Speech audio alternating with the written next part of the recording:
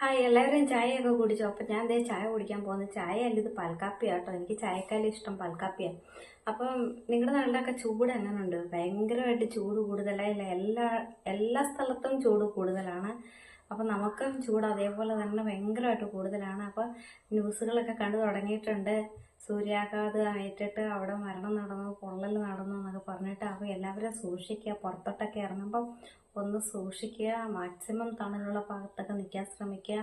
പിന്നെ ഈ ചൂടത്തൊക്കെ നിന്ന് വെയിലത്തൊക്കെ നിന്ന് പണിയുന്ന ജോലി ചെയ്യുന്ന ആൾക്കാർക്കാണ് ഇത് ഏറ്റവും കൂടുതൽ ബാധിക്കുന്നത്.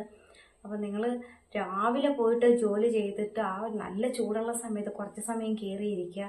എന്നിട്ട് വെയിലാറിയ ശേഷം വീണ്ടും ജോലി ചെയ്യുക. എനിക്കത് പറയാൻ പറ്റത്തില്ല, എന്നല്ല ഞാനങ്ങ് പറയുക. അതേ ഉള്ളൊരു ഉപാധി. കാരണം നമ്മൾ വലുതാണല്ലോ. അപ്പം അതുകൊണ്ട് എല്ലാവരും ഒന്ന് സൂക്ഷിക്കുക ചൂടുകാലമൊക്കെ. ഓക്കെ.